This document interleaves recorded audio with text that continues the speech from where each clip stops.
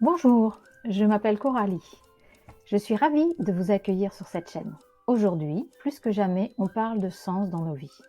Aussi, je vous propose de découvrir des interviews de professionnels passionnés de toute la francophonie qui mettent au quotidien du sens dans leur vie et peut-être vous donner des pistes pour mettre plus de sens dans la vôtre. Si vous appréciez cette chaîne, merci de vous abonner et de liker en dessous.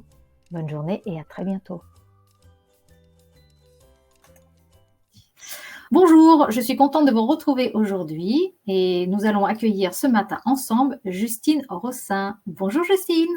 Bonjour Coralie, bonjour à tous. Je suis très contente de t'avoir avec nous ce matin, toute rose, toute fraîche, un vrai petit printemps. Bon, même si la météo, c'est pas vraiment ça, hein, mais bon. Donc, merci d'être là avec nous aujourd'hui. Et ma première question, ça va être, mais quelle est ton activité, Justine?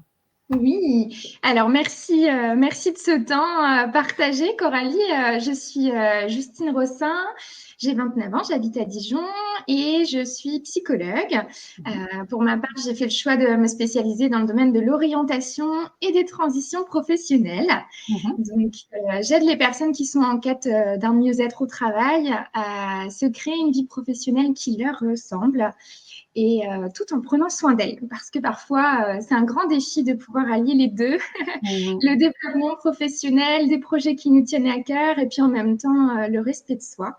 Et voilà, souvent les personnes qui viennent à moi sont des personnes tournées vers les autres, engagées dans ce qu'elles font Ouais. et ont besoin d'un coup de pouce ou d'une aide un peu plus régulière pour justement mieux se connaître, élaborer des projets qui leur correspondent vraiment, Mhm. qui vont être écologiques aussi pour elles et pour leur environnement. D'accord. Et alors, tu disais aussi pour les jeunes, hein, l'orientation scolaire aussi, tu fais? Donc, Ça peut être également pour les jeunes. En fait, moi, ce qui me stimule dans mon activité, c'est la diversité. Donc, c'est vrai que la diversité, y compris dans les âges, je trouve que c'est toujours hyper puissant quand on voit des générations qui se rencontrent. Tu sais, quelqu'un qui est en train d'entrer sur le marché du travail, qui quitte ses études, et puis quelqu'un qui est plus avancé, voire qui est même déjà dans une préparation d'une sortie du marché de l'emploi ou du passage à la retraite pour ceux qui s'en arrêtent là par rapport à leurs engagements professionnels. Mhm. Et effectivement, dans ces rencontres-là et dans cette diversité des âges, on trouve des révélations, on trouve des rencontres qui créent derrière des déclics, des changements de perspective, de perception de soi. Donc effectivement, ça peut être des plus jeunes, ça peut être des personnes qui sont déjà en emploi et puis qui se questionnent, qui se rendent compte qu'il y a quelque chose qui cloche ou qu'elles pourraient aspirer à mieux, en fait, tout simplement. Voilà, l'âge en soi n'est pas un critère pour moi. D'accord. Et ce que tu observes, c'est au niveau de la transition, je ne parle pas des scolaires. Est-ce qu'il y a un âge où il y a vraiment une envie, un besoin de changer de voie? Alors, ce que je tiens, c'est que c'est de plus en plus tôt. Oui. Comparé même en fait déjà à mon entrée moi dans le métier, j'ai été diplômée en 2017 et rien que entre 2017, alors mes toutes premières expériences dans le domaine elles datent de 2014, mais rien qu'entre ces années-là et aujourd'hui, je vois une différence. Alors au début, c'était beaucoup des personnes vers 40, 45 ans. Voilà, moi j'étais dans l'accompagnement du personnel avant de me lancer à 100% dans l'entrepreneuriat. Et donc, c'était surtout sur ce temps-là, un peu du mi-temps de la vie, si on reprend Oui. les théories des différentes crises qu'on peut traverser au cours de sa vie. Et de plus en plus, effectivement, j'ai des personnes qui viennent à moi qui sont encore plus jeunes, qui ont à peine la trentaine, parfois qui viennent tout juste de sortir de leurs études et qui sont déjà en questionnement à se dire, en fait, j'ai fait ces études-là, mais ça n'ira pas. Le monde professionnel qui va avec ne me correspond pas. Ou qui ont en fait simplement été remis en question aussi par la crise sanitaire qu'on Ah oui. vient de vivre et qu'on vit encore d'une certaine manière, Ouais. voilà, qui est venue amener des questionnements bien profonds, je dirais même existentiels. Voilà, pour reprendre certains courants en psychologie, ça fait partie de la psycho-existentielle de mes outils, mais des approches qui me parlent beaucoup. Et effectivement, cette question-là, parfois même du vide, un peu de sens, de à quoi on contribue ce job-là finalement, de quelle manière il permet de penser et de faire avancer le monde tel que j'ai envie de le faire avancer ou de le voir avancer. Voilà, tous ces questionnements-là, ils sont bien présents et de plus en plus tôt, effectivement. D'accord. Donc toi, tu es vraiment, tu vois chaque jour, je dirais, des gens qui sont dans mon thème. C'est quel sens donner à sa vie? Ah, complètement. Complètement, ouais, c'est vraiment au cœur et ça fait partie, à mon sens, vraiment des sujets piliers qu'on a besoin de mobiliser quand on est dans une réflexion professionnelle. D'accord. Et est-ce que tu vois, puisqu'on en parlait un petit peu avant de prendre l'antenne tout à l'heure, est-ce que ce sont des gens qui sont vraiment, qui cherchent à se tourner vers les autres, c'est ça qui donne du sens? Ou tu as des choses communes ou pas du tout? Ou c'est très différent? Alors, souvent, effectivement, il y a cette question du bien-être, du rapport aux autres, de se sentir utile. Ah oui. Ça, vraiment, c'est très, très régulier. Mais il y a plein de manières de se sentir utile. Oui. C'est pas toujours en étant auprès des autres ou en étant dans les métiers du soin ou du social qu'on peut être utile. Chacun a sa manière. Et d'où l'idée de la connaissance de soi derrière, et aller chercher sa façon finalement d'être utile, parce qu'en fait, tout métier a vocation à être utile. Et en principe, s'il existe, c'est qu'il a une utilité et une valeur dans la société. Donc, oui, souvent, il y a quand même cette direction vers l'utilité d'un rapport aux autres de manière générale qui est quand même bien présent et plutôt, je le vois dans les valeurs humanistes, dans la bienveillance, voilà, dans le fait d'être présent pour les autres aussi. Mais plus largement, voilà, ça peut être tout simplement être utile d'une autre manière sans être forcément dans du relationnel. D'accord. Et alors, toi, cette activité, qu'est-ce qui t'a donné envie de faire ce métier-là, cette activité-là? Alors, psycho de l'orientation, moi, à la base, en fait, je me suis réorientée. J'étais pas partie vers la psychologie et on voit tout de suite le lien. Il n'y a pas de hasard dans le choix d'orientation qu'on peut faire. Ouais. En fait, en 2011, juste après le bac, j'étais partie dans le domaine du commerce parce que je voulais un petit avec du relationnel d'une part et d'autre part, dans la filière que j'avais pris alors au lycée, du coup, c'était économie et sociale. Et donc, du coup, j'avais aimé cette alliance-là, relationnelle, l'aspect économique, l'aspect social. Et finalement, ça avait donné, je dis ça avait donné parce que, voilà, de par les différentes recherches que j'avais faites et puis les contacts que j'avais pu avoir, l'école de commerce avait semblé être voilà, la voie qui pouvait correspondre, sauf que absolument pas. Bah, écoute, ouais. Voilà, j'y suis restée 3 mois. Je l'ai très mal vécu. Je m'y suis pas retrouvée. Je me sentais très en décalage avec les enseignements, notamment qui m'étaient donnés sur le plan éthique, en fait. Et puis heurtée dans mes valeurs, en fait, de ce qui me guidait, moi, vers le relationnel, qui était du partage, d'être là pour les autres. Et là où je suis pas une grande compétitrice, on va dire, enfin, je peux l'être sur certains points, mais voilà, dans le respect aussi voilà, des personnes qui m'entourent. Et donc, cette réorientation m'a énormément questionnée sur qui j'étais, sur ma valeur, sur quoi faire de ma vie, la fameuse grande question qu'on se pose tous à un moment ou à un autre. Et je suis arrivée en psycho parce que la conseillère d'orientation m'a dit, mais je vais demander en fait ce qu'elle faisait comme étude, ce qu'elle avait fait comme étude pour pouvoir me recevoir et m'aider dans la phase que je traversais. Voilà. Et elle m'a dit, j'ai fait psycho, mais tu sais, tu peux aller sur les bancs de la fac et voir ce qui s'y passe, ce qui te plaît. Il n'y a rien de contrôlé à l'université, tu peux y aller. Et j'y suis allée parce qu'effectivement, je me suis dit que dans cette phase-là, je n'avais rien à perdre. Rien à perdre de plus parce que pour moi, l'année était fichue, en fait. Et finalement, pas du tout. Ça a été la révélation. J'ai adoré les cours. Je me suis inscrite dans la foulée. Et j'ai continué comme ça les années du coup d'études de psychologie jusqu'à la spécialité en orientation, en vivant l'expérience. Sans me dire finalement, en tout cas au moment de ma réorientation, ça y est, j'ai trouvé, je veux devenir psycho. C'était beaucoup trop engageant, beaucoup trop challengeant que de me refixer un objectif professionnel alors que je venais d'être déçue. D'accord. Oui, rien ne vaut de le passer par le corps, quoi, l'expérience importante. Et si tu te replonges dans ton enfance, est-ce que tu vois des choses qui pourraient être annonciateurs de ce que tu fais? Est-ce que les autres t'intéressaient? Est-ce que l'harmonie t'intéressait? Enfin, je ne sais pas dans quel sens, mais... Oui, alors le fait d'être tournée vers les autres, ça fait partie de ma personnalité et effectivement, ça me correspond bien depuis petite. Il y a un autre aspect, c'est le côté travail, la valeur travail et l'importance pour moi du travail, parce que forcément c'est très en lien avec mon métier aujourd'hui dans l'orientation professionnelle, où j'étais déjà l'étudiante ou la petite fille bien concentrée, bien engagée sur ses études, sur sa scolarité au départ. Et puis, il y a un moment qui a été marquant pour moi dans mon parcours, c'est j'ai des parents de base très engagés dans le domaine de la santé, en l'occurrence dans leur métier, et j'ai vu, entre autres, mon père donner énormément jusqu'à en avoir des problèmes de santé et ne pas pouvoir partir en vacances après des années où il avait dû se priver de vrais congés parce qu'il n'avait pas de solution pour son activité professionnelle à ce moment-là. Et ça a fait partie des moments assez forts dans mon adolescence, où je me suis rendu compte que le travail était hyper important et je voyais tout le côté positif de leur engagement et de leur passion, mais qu'il y avait des limites à poser. Et que pour que le travail soit durable et pour que nous, on puisse rester en bonne santé de manière durable, effectivement, il y avait d'autres dimensions à prendre en compte et de la douceur à amener dans sa vie professionnelle. Et vraiment, je pense que ça fait partie des moments marquants qui m'ont guidée vers la psycho de l'orientation aujourd'hui. Ouais, c'est une sacrée sagesse, parce que l'adolescence, on n'est pas toujours dans cette observation, donc c'est bien, tu as pu en retirer des choses positives pour toi. Et alors, oui.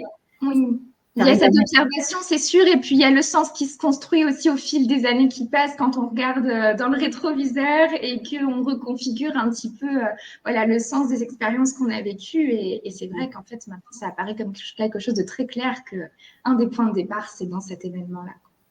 D'accord. Et alors toi, aujourd'hui, quel sens tu donnes à ton activité? Alors, le sens que je donne à mon activité, ce qui me guide le plus profond de moi, c'est que chacun puisse vivre pleinement sa vie. Parce que c'est un sens supplémentaire, je dirais, que j'ai donné à mon activité en me lançant à 100% dans l'entrepreneuriat après avoir passé 5 ans en institution. J'ai le moment déclencheur, ça a été le départ de ma grand-mère et qui a amené du questionnement sur finalement déjà, est-ce que j'étais heureuse dans ma vie? Est-ce que j'étais fière de moi? Si tout devait s'arrêter pour une raison ou pour une autre, est-ce que je serais complètement satisfaite? Et la réponse a été oui, mais non, pas complètement. Donc oui, pour tout un tas de raisons où j'étais dans une vie hyper satisfaisante sur plein de points, mais il manquait cette dose de liberté, d'indépendance, de pouvoir finalement complètement créer l'activité qui correspond à ce qui me semble bon en psycho de l'orientation et à la manière dont je peux être complètement utile aux autres. Donc, c'est vraiment ce que moi j'ai vécu dans ce passage à l'entrepreneuriat, de vivre pleinement ma vie. J'insiste sur ce mot-là, vraiment, c'est ça la différence en fait dans ce moment que j'ai vécu. Et c'est ce que j'ai à cœur de permettre aux autres de vivre, de se sourire dans ces moments-là aussi. Quand tu dis pleinement, derrière ce que tu dis, toi, c'est la liberté qui était le pleinement. C'est ça? Il y avait un sentiment de pouvoir faire ce que tu voulais comme tu voulais. Oui, c'est d'accentuer effectivement la liberté. C'est aussi la notion d'indépendance et de responsabilité qui va avec quand on crée son activité. Avec tout le monde n'est pas conscient de ses responsabilités nécessairement quand il projette à devenir un entrepreneur. Oui, c'est vrai que c'est un gros travail de prise de conscience et d'expérience aussi, parce que ça se construit au fil une fois qu'on a sauté le pas, qu'on a pris la décision, ça se construit aussi avec le temps. Oui, complètement, c'est la liberté, c'est l'indépendance, la responsabilité, et puis c'est aussi de s'accueillir dans toutes ses facettes, dans le pleinement. Dans les facettes positives, lumineuses, comme dans les facettes plus négatives ou plus difficiles à accepter de soi. Et pour en revenir à quelque chose de plus général, est-ce que tu as pu observer que les gens qui avaient envie de changer d'activité se tournaient vers le salariat ou avaient envie aussi de se lancer dans l'entrepreneuriat, ou pas particulièrement? Il y a eu un énorme effet, une énorme vague. Alors, quand j'étais encore salariée, j'ai reçu énormément de personnes, je ne saurais pas dire combien, mais combien de fois j'ai entendu parler d'entrepreneuriat auprès de salariés. Alors, j'étais dans la fonction publique. En plus, donc voilà, avec d'autres résistances aussi hein, pour passer le cap de l'entrepreneuriat, de lâcher sa sécurité entre guillemets de l'emploi. Donc oui, il y a eu une énorme vague, une énorme augmentation de l'intérêt porté à l'entrepreneuriat suite au Covid. C'est encore présent, mais il y a quand même le fait qu'il y ait la crise économique à côté. Ça vient nuancer aussi, en tout cas, amener des résistances et une importance à la sécurité qui fait que les gens le mettent pas forcément. Ça reste dans les idéaux, mais c'est pas forcément dans les projets prioritaires. Ouais, c'est sûr. Il faut une certaine forme de courage quand même pour s'installer seul. Quand on a fait partie d'une famille entreprise, c'est quand même c'est une forme de courage, de maturité peut-être, ou d'inconscience. Il y a peut-être un ensemble de choses. C'est aussi une écoute de soi et de ce qui est vraiment important pour soi, parce que parfois, il y a des personnes aussi qui veulent quitter le salariat pour fuir des conditions qui ne leur correspondent pas, et ça s'entend complètement aussi, hein, d'être dans cet évitement-là pour se protéger, pour éviter de vivre le mal qu'elles sont en train d'y vivre. Mais quand on arrive, ça peut être une première étape, hein, mais quand on arrive à aller voir en dessous, finalement, quelles sont réellement nos motivations intrinsèques pour se lancer vers l'entrepreneuriat. Là, on peut aller chercher justement du courage, de la solidité, de l'ancrage qui va nous permettre de déployer nos ailes dans l'entrepreneuriat. Alors en plus, je ne sais pas si tu peux le voir, mais je ne sais pas combien de temps tu suis les personnes, mais il y a certaines personnes qui ne sont absolument pas faites pour ça, qui sont très bien en équipe, qui travaillent à plusieurs et qui rêvent d'être entrepreneurs, mais avec une certaine illusion de l'entrepreneuriat où il y a quand même beaucoup de solitude et beaucoup de choses à faire seul. Donc, est-ce que toi, dans ces cas-là, tu peux faire prendre conscience aux personnes de faire attention à ça, de bien se connaître justement pour éviter l'écueil ? Alors, il y a effectivement toute une idéalisation et un travail parfois de déconstruction à faire. C'est toujours la question des représentations qu'on peut avoir des métiers et des activités professionnelles. Mon travail, c'est pas forcément de dire que c'est OK ou c'est pas OK, parce que d'une certaine manière, je me dis aussi que je suis personne pour juger. En fait, je peux évaluer, je peux poser ce qui semble être plutôt les atouts, ce qui semble être peut-être dans les limites, et travailler avec la personne sur comment compenser ces ressources-là, ces limites-là. C'est vrai que du coup, je peux voir assez rapidement ce qui semble se présenter par rapport à ce qui est nécessaire pour se lancer en tant qu'entrepreneur, mais en même temps, chaque expérience est unique, et du coup, par rapport à ça, mon travail, c'est vraiment d'aider la personne à mieux se connaître, pas à lui donner les réponses, mais vraiment à l'aider à aller chercher en elle les réponses qui sont déjà là, pour que ça fasse sens aussi, parce que quand ça vient de soi, ça fait davantage sens. C'est le fruit de notre propre réflexion, et de l'accompagner sur le chemin de sa propre découverte, y compris de la découverte des métiers qui l'intéressent et de l'entrepreneuriat, entre autres, pour qu'elle puisse aussi démêler un petit peu, parce que parfois on est aussi perdu dans toutes ces sources d'informations, fiables ou non fiables, où on part un peu dans tous les sens par rapport à ce qu'on peut nous dire aussi. Il y a aussi les injonctions qui viennent de l'extérieur, ou les limites qui viennent de l'extérieur. Projection aussi de l'extérieur, la famille.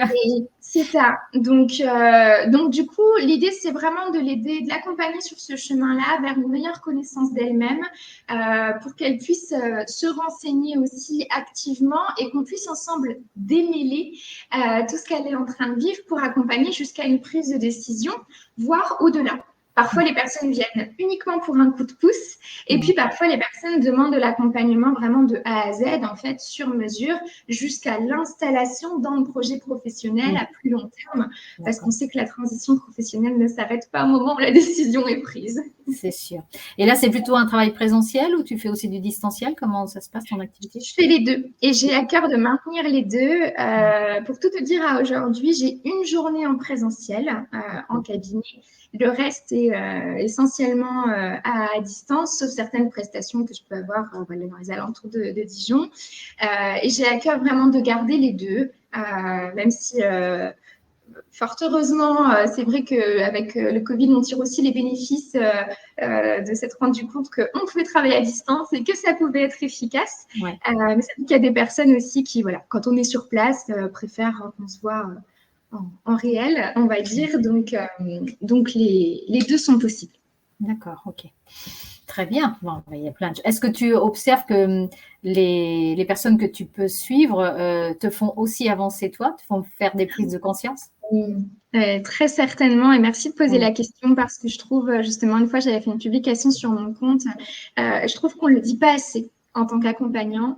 On parle beaucoup des effets qu'on a sur les autres et les autres nous relatent les bienfaits trouvés dans nos accompagnements. On ne parle pas assez de ce que ça nous apporte à nous en tant que personne.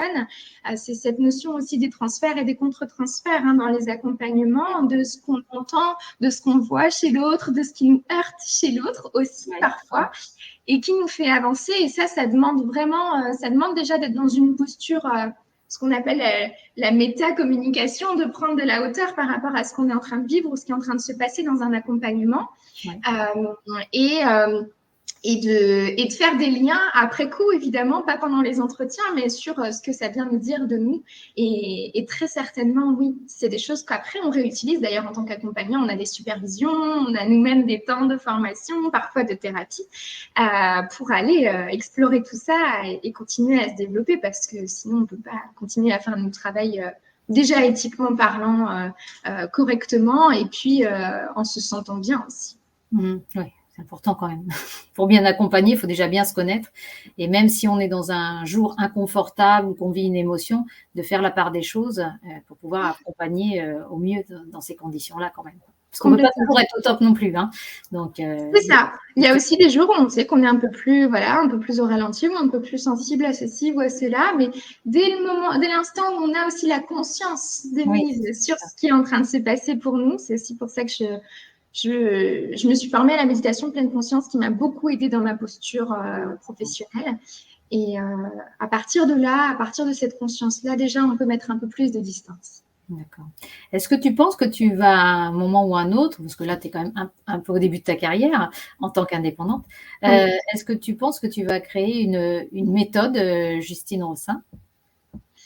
Est-ce que je vais créer une méthode? Ou est-ce que tu l'as déjà? Est-ce que on a tous notre façon de faire, même si tu as appris certaines choses, mais est-ce que toi, tu sens des choses qui sont en train d'évoluer pour créer quelque chose un peu différent? Parce que je vois que tu fais de la méditation pleine conscience, des choses comme ça. Est-ce que tu penses que tu peux créer une méthode?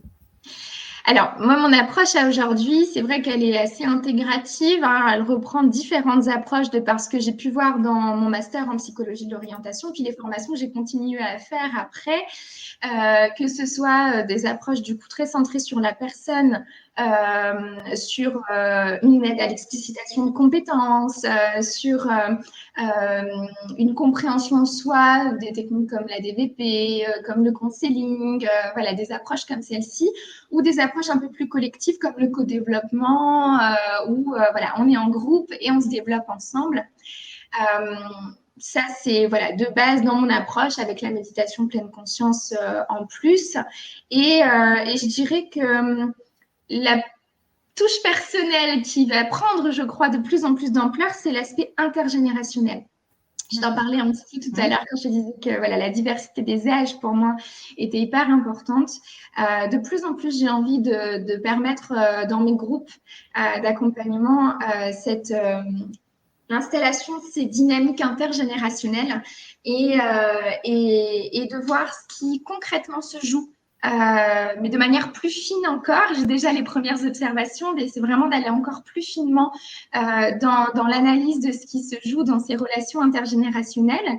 On parle souvent d'intergénérationnel quand on pense à la sphère familiale. Ouais. C'est une chose, effectivement, il y a déjà beaucoup à explorer, notamment j'utilise le génogramme de carrière par rapport à ça, cette forme d'arbre généalogique simplifié dans laquelle on va regarder dans les générations qui nous entourent finalement de quoi on est les héritiers, les héritières. Et c'est souvent source de prise de conscience hyper intéressante par rapport à la vie professionnelle notamment. Mais c'est d'aller au-delà. Moi, ce que j'aimerais vraiment mettre en place, c'est d'aller au-delà pour permettre des rencontres intergénérationnelles dans les réflexions autour de l'orientation et de mettre en place, peut-être, l'avenir nous le dira, effectivement, des dispositifs un peu plus structurés, du coup, à long terme. À voir dans les années qui viennent. En tout cas, ça fait partie des sujets sur lesquels je me documente énormément. Je suis toujours restée très en lien avec le domaine de la recherche depuis mon master. Et voilà, ça fait partie de ce que j'ai à cœur de continuer à développer. Alors, tu as dit qu'il y avait quelquefois des actions de groupe. Je ne pensais pas que dans l'accompagnement, il y avait aussi du groupe. Si, effectivement, il y a les deux. Alors, au tout début de ma pratique, j'étais essentiellement sur de l'individuel. Et puis, les postes que j'ai eus m'ont permis, en fait, d'expérimenter aussi l'approche collective. Et on y trouve une vraie force parce que, justement, quand on essaie d'amener une forme d'hétérogénéité dans les profils, du coup, du groupe, alors il faut les deux. Il faut à la fois de l'homogénéité pour que les personnes se ressemblent, se reconnaissent et puissent bien se soutenir. Et en même temps, il faut des différences qui permettent, quand chacun ait un pas différent par rapport à sa vie professionnelle, que les uns et les autres puissent partager leurs expériences et faire avancer aussi leurs collègues. Donc oui, complètement. J'ai parfois des ateliers, du coup, en groupe sur des thématiques bien identifiées. Et puis, de manière très régulière, ce que j'appelle des blabla jobs, des espaces de parole et de soutien où on se retrouve une fois par mois pour justement partager nos projets, nos questionnements, nos difficultés aussi parfois. Et échanger, c'est vraiment un espace de parole libre, en fait, où en même temps, chacun peut partager de ses ressources. Et puis moi aussi, je viens faciliter forcément le groupe et amener des clés qui peuvent être utiles aux situations que chacun rencontre. D'accord, c'est intéressant. Alors, tu nous l'as un petit peu dit tout à l'heure. Ma question suivante était, est-ce que tu te fais accompagner, coacher dans un professionnel de l'accompagnement? Oui, en fait, voilà, il y a trois dimensions. Il y a ce que je peux vivre moi personnellement, que je vais travailler comme tout à chacun, en fait. Du coup, comme toute personne qui a envie d'avancer dans sa vie. Il y a la supervision qu'on a en tant que psychologue pour aller retravailler des situations d'accompagnement qui nous posent question, sur lesquelles on a besoin d'un soutien d'un collègue.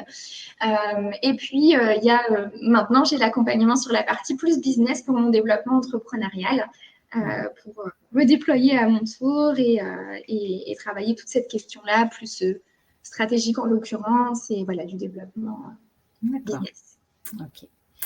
Alors, comme tu disais tout à l'heure qu'il y avait un équilibre dans tout ce que l'on fait en tant qu'indépendant, j'aime bien d'ailleurs au Québec, ils ne parlent pas d'indépendant, ils parlent de travailleur autonome, ce qui est une différence assez intéressante. Voilà. Parce que l'indépendant, c'est quelqu'un qui ne veut absolument pas d'aide, alors que l'autonome, c'est celui qui se débrouille tout seul, mais qui peut aller chercher l'aide quand il en a besoin. Et je trouve que c'est plus juste de dire travailleur autonome qu'indépendant. Enfin bon, bref. Oui, c'est vrai que la nuance est intéressante. Ouais. Quand tu as besoin, comment tu te ressources? Quand j'ai besoin, alors ça dépend de quoi j'ai besoin, ça dépend à quel niveau se trouve peut-être ma difficulté. Et ça dépend de l'énergie que j'ai du coup dans le moment. Typiquement, si je suis en bonne énergie, ça va être la danse, ça va être d'aller bouger, profiter de cette manière-là, dans le mouvement. Et puis il y a des moments aussi où en fait il n'y a même pas l'énergie pour ça, et du coup c'est simplement me poser, d'être dans le calme, de méditer, d'être dans cette pleine conscience-là, parfois de lire, ou d'être simplement auprès de mes proches. Avec ma famille et de me ressourcer, de faire le plein d'amour du coup de cette manière-là. D'accord, c'est un bon moyen. Alors, quel est ton prochain grand rêve? Mon prochain grand rêve. Il est à la frontière entre le personnel et le professionnel, dans l'équilibre qu'on peut trouver justement par rapport à l'harmonie que tout à chacun recherche, sur l'idée de pouvoir avoir un espace de travail encore plus grand. Là aujourd'hui, je suis dans un espace de travail que je trouve encore un peu trop limité comparé à celui dont j'aurais vraiment besoin. Donc il y a cet aspect lié purement au logement et pouvoir agrandir, repousser les murs, dépasser les limites de l'espace que j'ai pour travailler. Là, si on parle sur du court terme, du coup. D'accord. Ça veut dire que parce que tu sais que toi, tu te sens un peu coincé, ou c'est quand tu veux faire tes groupes, c'est rien que quand je travaille en distanciel, en fait. Du coup, forcément, j'ai pas besoin de beaucoup d'espace, objectivement parlant. J'ai pas besoin de beaucoup d'espace, mais je sais que je suis plus productive et plus créative si je peux avoir une grande table et m'installer et vraiment ressentir l'espace autour de moi et pouvoir étaler mes documents, etc. Ce qui aujourd'hui n'est pas forcément le cas. Donc, ouais, c'est plus par rapport à ça, parce que sinon, j'ai des lieux identifiés sur Dijon, donc du coup, je loue les espaces pour du collectif, etc. Ok. Une question que j'aime bien poser, parce que c'est un sujet qui m'intéresse, je voulais savoir, bon, tu as une vie active, tu as une vie de famille, tu as une vie active, comment est-ce que tu t'organises? Est-ce que tu as des trucs et astuces que tu peux partager?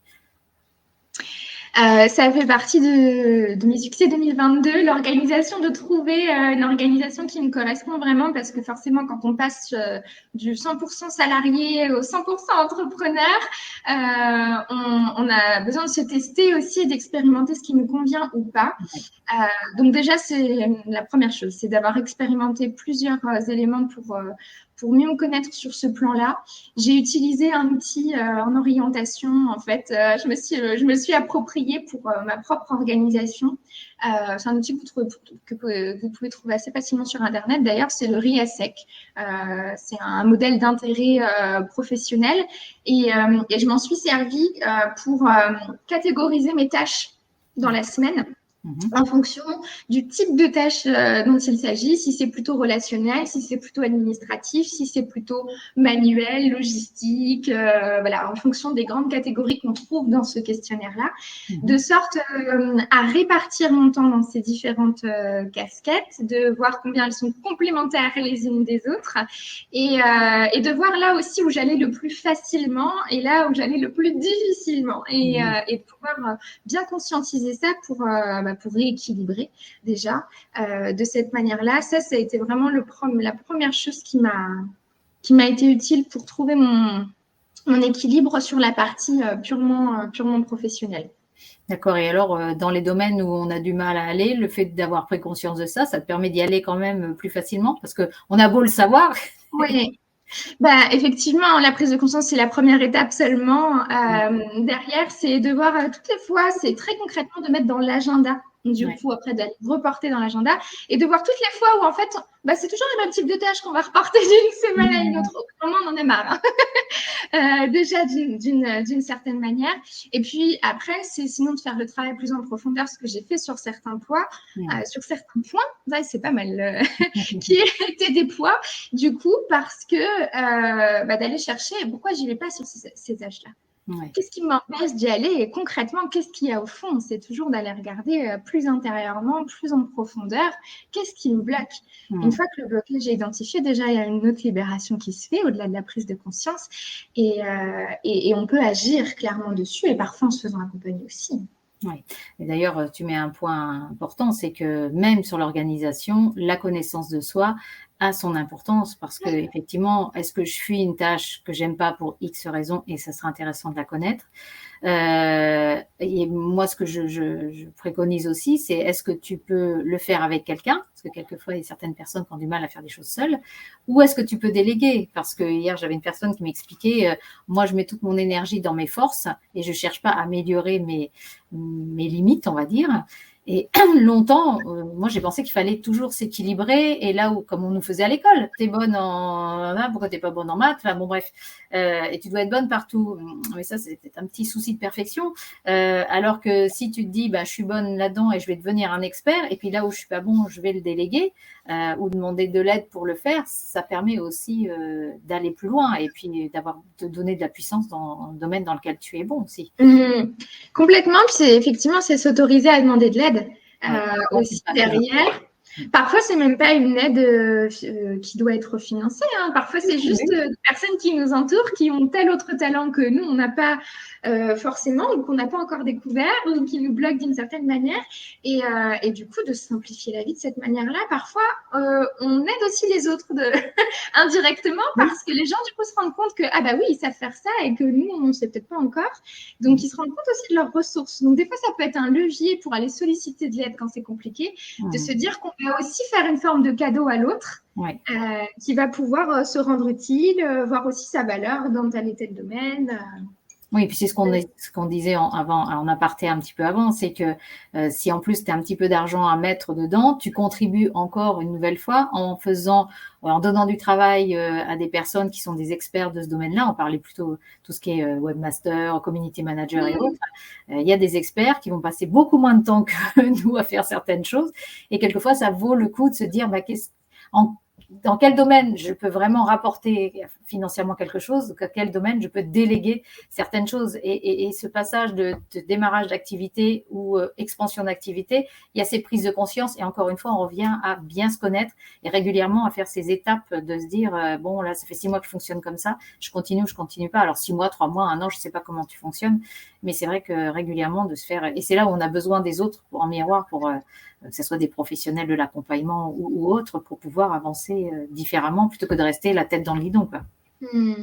Je suppose que c'est ce que tu observes aussi autour de toi.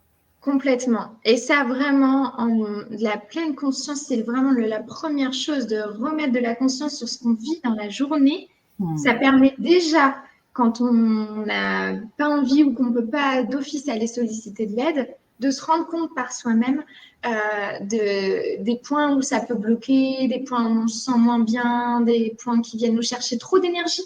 Il y a ça aussi, il y a des tâches qui sont énergivores. C'est pas qu'on ne sait pas les faire, mais c'est qu'elles viennent trop nous chercher en termes d'énergie. D'accord. Et pour en revenir au sens, souvent, je remarque que les gens qui donnent du sens à leur activité, ils parlent de passion, ils parlent de contribution. Mais là, toi, tu viens de me parler de pleine conscience, peut-être de ralentir, peut-être même. Quelle définition tu donnerais à ce niveau-là est-ce que le sens, c'est ça, c'est de vivre pleinement son activité, que ça soit dans la passion, la contribution ou peut-être même des choses un peu plus désagréables, mais d'être dans cette pleine conscience? Je pense que la pleine conscience contribue au sens. Elle est d'une certaine manière un moyen, un révélateur de sens. Elle n'est pas forcément, elle est un moteur, c'est-à-dire que de pouvoir vivre tout le temps en pleine conscience, c'est un idéal. Et en même temps, on sait qu'on se laisse rattraper par nos vies, par notre quotidien, et qu'on ne peut pas toujours être dans cette posture-là, et c'est OK aussi. C'est pour ça que pour moi, c'est pas l'objectif en soi, c'est sans doute pas le sens que je donne à mes différentes activités, mais c'est vraiment le moyen d'éclairer en fait le sens de ce qu'on vit, le sens de ce qui va nous heurter dans notre quotidien, le sens de ce qui au contraire va nous donner des étoiles dans les yeux, parce que justement on le vit avec davantage de conscience. Et parfois on n'est pas dans cette dynamique-là au moment où ça nous arrive, mais le fait qu'il y ait un événement déclencheur dans une journée fait qu'on peut se dire ok, là il se passe ça, et ben est-ce que je peux switcher ne serait-ce qu'un tout petit peu? Je m'arrête une minute, je vois ce qui est en train de se passer, je remets de la conscience justement sur ce que je suis en train de vivre, et derrière, on peut effectivement aller tirer les fils de ce qui est en train de se passer pour tirer le sens, parce que c'est le sens derrière, c'est du pouvoir d'agir. Quand on comprend le sens de ce qui est en train de se passer pour nous, de nos activités, de nos projets, ça décuple nos motivations, ça décuple notre capacité à nous engager dans quelque chose, parce que forcément, ça nous donne de la solidité. Mais est-ce que tu dirais que c'est ça, traverser ces émotions, c'est cette pleine conscience, plutôt que de la fuir? Oui, complètement. Complètement. Hein. C'est toujours cette idée de tout ce à quoi je résiste persiste. Donc, la pleine conscience est un moyen de faire un pas de plus par rapport à ça. Et que quand je vis quelque chose, je le traverse plutôt que de l'éviter. Mais parfois, je vais l'éviter aussi. Je le sais, c'est OK. Je me protège de cette manière-là et je me culpabilise pas de pas forcément pouvoir aller voir ce qui se passe concrètement. Il y a aussi des moments où c'est pas possible et on est tous comme ça. Mais du coup, c'est derrière, oui, de pouvoir traverser plus que de chercher à dépasser ou à surpasser. Ou à comprendre. Complètement. D'accord. Merci Justine pour ta réponse.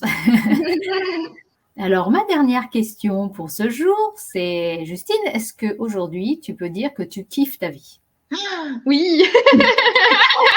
J'adore finir comme ça, les interviews. C'est toujours des gens qui voient les étoiles, les feux d'artifice, la lumière qui arrive. J'adore ta question. Merci pour ta question.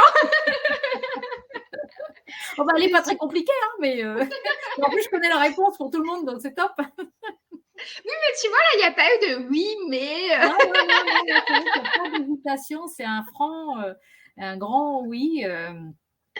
Donc, complètement. Ouais. Et y compris malgré les difficultés, les limites qu'on peut rencontrer quand on se lance dans l'entrepreneuriat, même si mon pull est tout rose, c'est pas tout rose. C'est y compris tout ça, y compris les problématiques qui peuvent nous arriver, les moments où c'est un peu plus difficile, mais ça fait partie de toute façon de toutes les couleurs de la vie qui nous permettent aussi d'apprécier chacune des expériences qu'on vit, de tirer les enseignements aussi des moments qui sont plus difficiles. Et pour toutes ces couleurs-là, pour toute sa palette de couleurs, oui, complètement. J'ai une foi en la vie que je ne tire. C'est plus que de la confiance, hein, c'est vraiment quelque chose de l'ordre de la foi. Et ça qui s'est. Pourtant, quand je le dis, c'est pas religieux. Hein. Oui. Je pense vraiment que le départ de ma grand-mère a été un grand déclencheur par rapport à ça. Il y avait déjà cette foi, mais elle a été suraccentuée vraiment. Et maintenant, je sais elle est pleinement là et qu'elle est une de mes ressources, vraiment cette fois pour avancer et traverser la vie, pour reprendre ce qu'on se dit. Et vivre pleinement, parce que tu as vraiment employé le mot, moi j'ai plusieurs mots, liberté, vivre pleinement, traverser, oui, il y a plusieurs mots qui sont… Vivre pleinement dans toutes les sphères de ma vie. Évidemment, j'ai une centralité très forte donnée au travail parce que voilà, c'est dans ma personnalité. Mais effectivement, au-delà de cette passion que j'ai pour mon job, de garder cette harmonie qui se construit avec les autres sphères de ma vie, qui prennent de la place aussi, et de pouvoir toujours danser avec ces différentes sphères-là pour garder en tête cette harmonie qui est précieuse et qui est aussi vecteur de santé. Je reviens toujours à cette question-là. Très bien, écoute, pour ce mot de la fin, je pense qu'on a bien compris le sens, on a bien compris le pétillement que moi, ça serait le résumé, ça serait pétillant. Donc, on se rapproche du bouchon de champagne, là, de Reims, là, Dijon. Oui, voilà, mon conjoint vient de là-bas, donc tu vois, ça fait sens. Donc, ça pétille. Et écoute, je pense que c'est bien passé à travers l'enregistrement, on sent bien ton pétillement et ta joie de partager le sens que tu donnes à ton activité. Donc, je te remercie beaucoup, Justine. Puis, je te souhaite plein de belles choses pour cette nouvelle année de pétillement, alors, pour ton activité et en dehors de l'activité, bien sûr. Et puis, c'est avec plaisir que tu pourras revenir nous donner des nouvelles de ce développement dans les mois, dans les années à venir, si tu le souhaites. Donc, merci beaucoup, Justine. Merci, Coralie. Merci beaucoup.